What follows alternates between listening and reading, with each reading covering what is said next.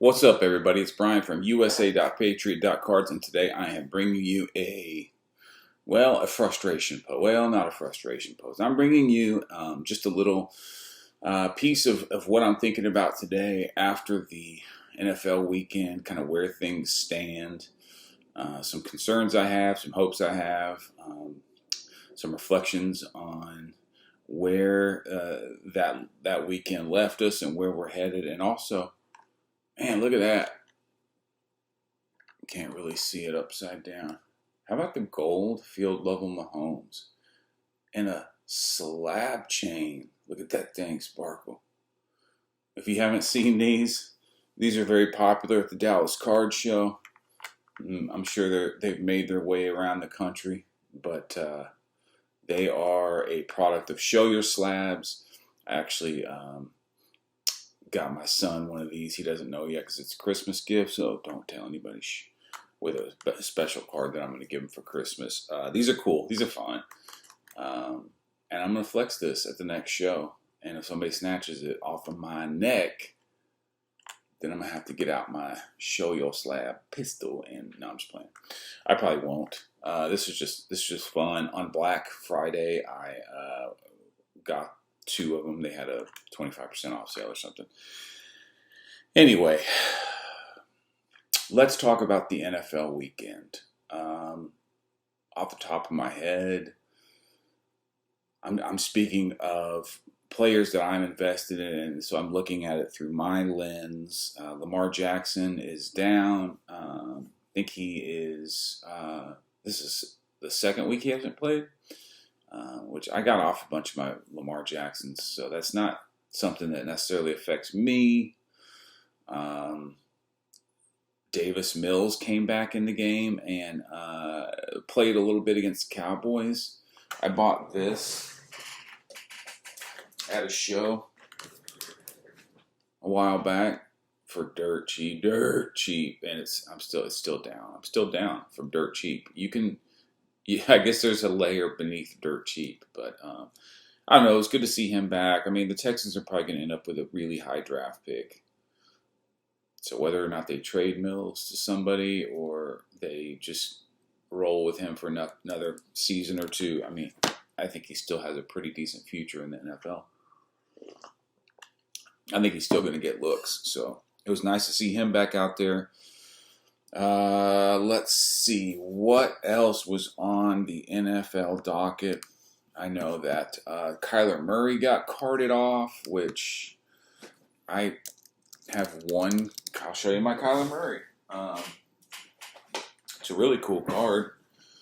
But, I mean, I don't know. I don't know why Kyler Murray reminds me of Trey Young, but he does in terms of the hobby. Maybe because they're both short and fast and can be really good at times. But this is a field level red. It's out of 49. It's a great card. Just not such a great player at the moment. Let's see. Let me look at these NFL scores from last week. You had the Bills get by the Jets. You had Mike White throw for 268 yards. You had Josh Allen struggle a bit, throw for 147 with 1 touch. We'll get into the Bills' upcoming match here in a minute. Deshaun Watson, who I have a pretty large bag of, looked better. Going into Cincinnati and beating Joe Burrow in this time of season is a tall task. I didn't think that Watson was necessarily gonna. I wasn't hoping that he was gonna go in there and win as much as I just wanted him to make progress from the last start, and I think he did that. He looked fairly comfortable. He looked quick. But the Bengals stay hot, 9-4, 5-1 at home.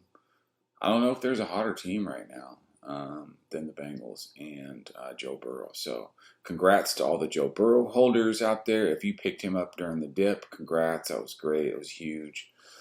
If you sold during the dip, it's tough. I know. I'm facing a similar dilemma as we speak, and I'll get to that in just a second. But Cowboys had a scare. Dak Prescott continues to set up situations where he can bring the team back at the end. Sometimes it works, sometimes it doesn't. Like in the playoffs last year, they squeak by the Texans. The Lions, man, maybe there is a team as hot as Cincinnati, and it's Detroit. The Lions are going to sneak in there. They are 6-7. They named Jared Goff the quarterback of the future. I think they like what they have going there.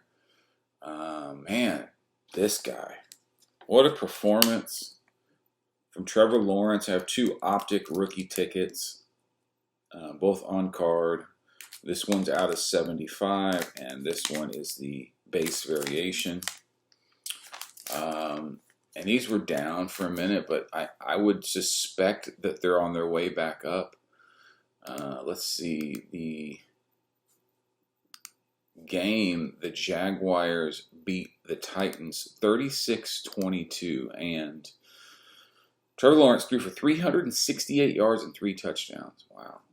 Unbelievable. Etienne only had 32 yards on 7 carries.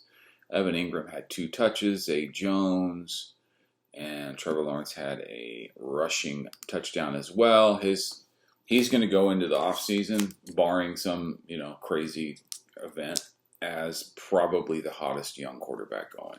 And I mean young as in younger than the Mahomes, Burrow, Allen crew. So his stuff's already on its way up. But if you want to target somebody in the offseason, I don't think there's any doubt that Trevor Lawrence is going to be red hot. The Eagles, Jesus Lord, continue to roll 48-22 over the Giants. We talked about the Ravens. They squeak by. They keep their position alive in the playoffs. They're 9-4. I'm not sure what the story on Lamar Jackson's return is.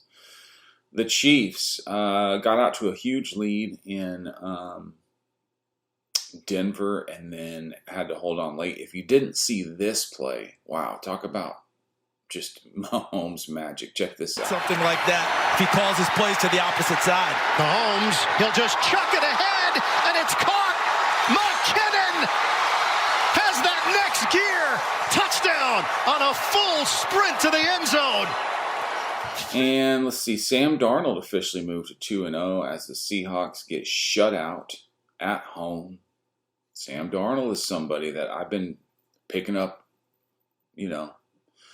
I showed you guys those 2 Sam Darnolds a couple videos ago. I have the red, white, and blue Prism Auto, which is super short print, and then the silver Auto, both PSA 10s that I got super cheap. He was 14 of 24 with 120 yards and a touchdown. They're not asking him to do just a ton in terms of passing the ball, but he's getting them wins.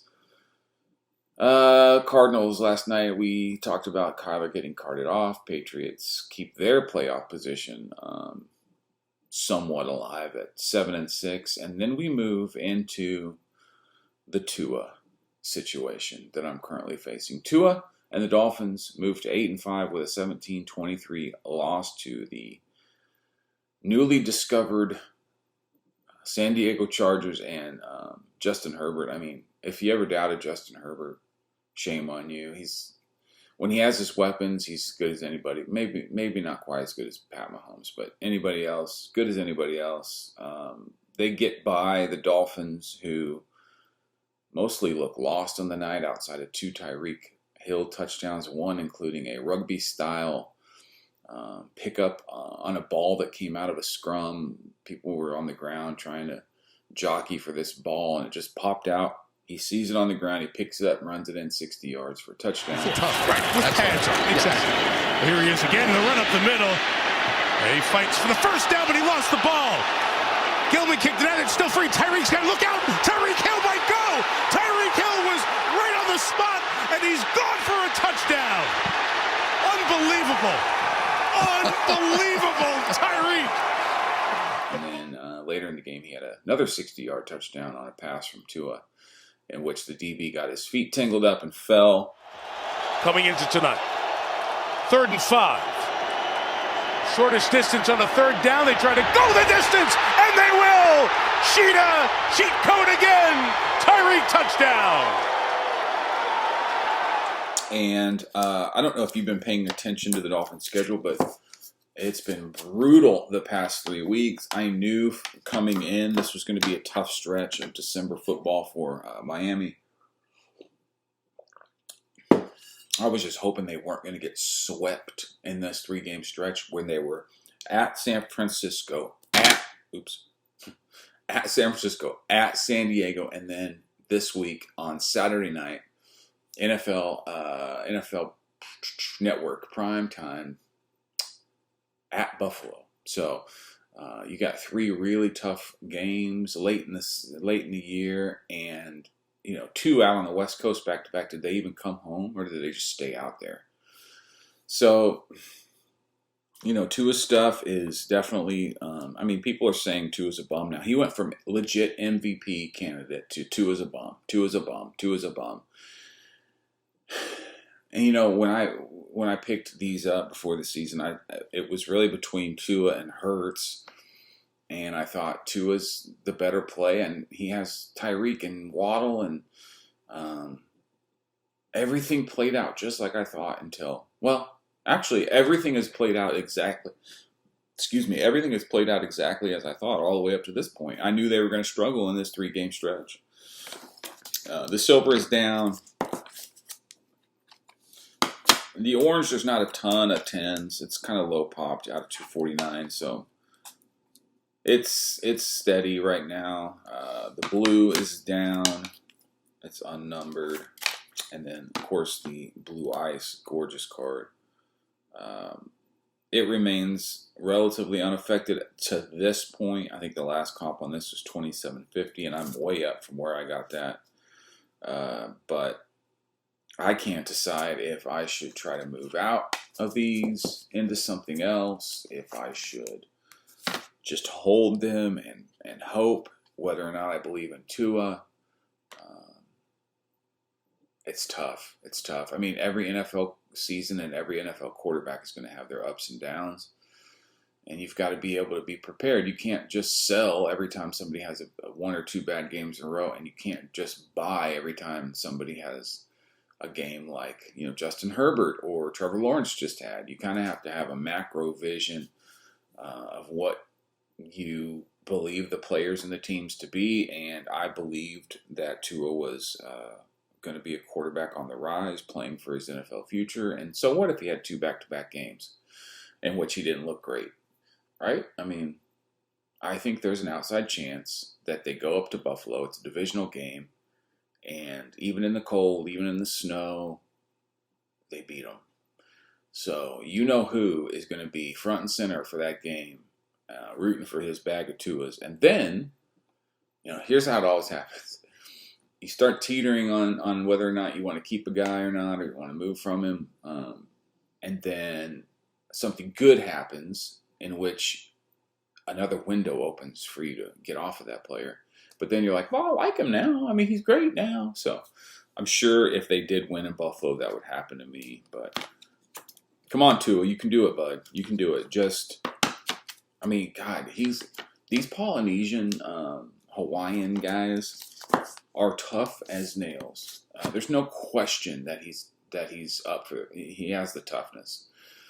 It's just a matter of, can they adjust? Can Mike McDaniel adjust?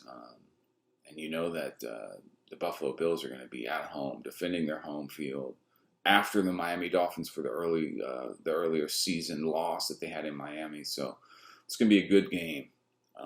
But at this point, I'm not going to try to shop these because the pieces that I'd probably be getting back aren't going to be inspiring pieces. I mean, if you believe in Tua and you like Tua and you want to trade down into, they're all PSA 10 prisms. They're color matched. I got the blue, I got the orange, which is the 2 Miami colors. I got the silver, which is also like a Miami color. There's your color match, and then there's your ultra color match.